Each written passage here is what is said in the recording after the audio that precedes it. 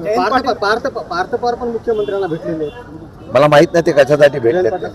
जयंत पाटील चर्चा झाल्याचं बोललं जातं कालच्या भेटीमध्ये. असं कोणी सांगितलं हे सूत्रच आम्ही शोधतोय. आमच्या पक्षामध्ये अशा प्रकारचा कुठलाही प्रस्ताव आलेला नसताना अर्थ खातं जयंत पाटलांना भेटणार आहे आणि मग अशा पद्धतीने होणार आहे. मी तुम्हाला अध्यक्ष म्हणून सांगतो असं कुठल्याही प्रकारचा प्रस्ताव किंवा चर्चा आमच्यापर्यंत आलेली नाही. ते अर्थ खात्यासाठीच हा सगळी सुरू आहे. राष्ट्रवादी दावा करते म्हणजे अजित पवार साहेबांची, शिवसेना पण ते आता असे वेगवेगळे चर्चा आहेत.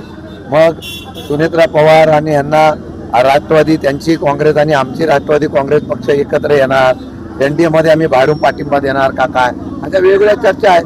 मला वाटतं की जोपर्यंत पक्षाकडून अधिकृत अशा प्रकारचं जाहीर होत नाही आणि पवार साहेब आहेत निर्णय घेणारे, पवार साहेब आहेत, पवार साहेब जोपर्यंत कुठला निर्णय होत नाही आणि असा निर्णय आलेला नाही, प्रस्ताव आलेला नाही, तर याच्यावर चर्चा काय करावी. पण 3-4 दिवसापासून ज्या काही राजकीय घडामोडी सुरू आहेत ह्या भेटी घडीत त्याच्यावर असं वाटतंय की मर्जी होणार पार्टी किंवा त्यांना समर्थन देणार. मी नांदेडच्या दौऱ्यावर आलो नसतो ना, मी पक्षवाढीसाठी आलो नसतो.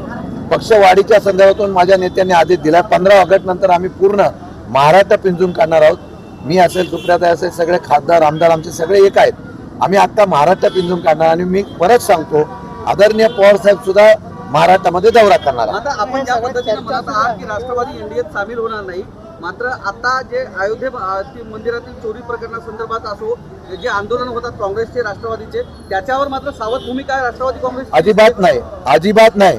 राम मंदिराच्या बाबतीमध्ये जी काही चोरी झालेली आहे, धर्माच्या नावावर, रामाच्या नावावर यांनी सत्ता मिळवली, त्यावर कुठलीही कारवाई किंवा देशाचे पंतप्रधान बोलले नाही. पण राष्ट्रवादी आणि विरोधी पक्ष याच्यावर काँग्रेस असेल आम्ही सगळे आवाज उठवतोय. प्रत्येक ठिकाणी आमची लोक आंदोलन करतायत. एवढंच नव्हे, नीट पेपर फुटीच्या संदर्भात असो, महावितरणचा गलत कामकाज असो, कर्जमाफी असो, राष्ट्रवादी महाराष्ट्रामध्ये आक्रमकतेने आता रस्त्यावर उतरलेली आहे. मात्र सोनम वांगचुकच्या आंदोलनामध्ये राष्ट्रवादीचा एकही कार्यकर्ता त्या ठिकाणी सहभागी झाला नाही. शिवसेना, काँग्रेस इतर सगळ्या पक्षाचे सामील झाले. माझे सुनील भुसारा तिथे परवाच्या दिवशी जाऊन आलेले आहेत.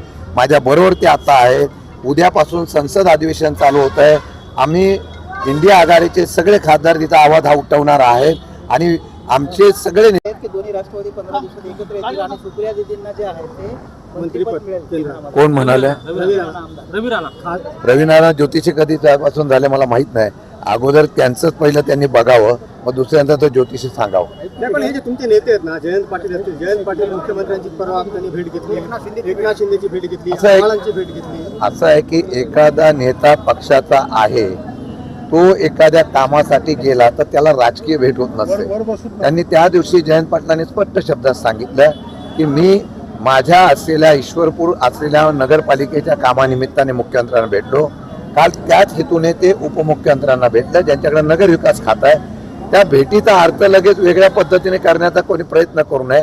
असा कुठल्याही प्रकारचा प्रस्ताव, असा कुठल्याही प्रकारची चर्चा, मी अध्यक्ष आहेत, आदरणीय पवार साहेब आहेत, सुप्रियाताई आहे, जयंत पाटील, आम्ही आमच्याकडे कुठल्याही प्रकारचा कोणत्याही पक्षाचा एनडीए मध्ये सामील व्हा, एकीकरण करा, विलिनीकरण करा, अशा प्रकारचा कुठलाही प्रस्ताव आमच्याकडे आलेला नाही.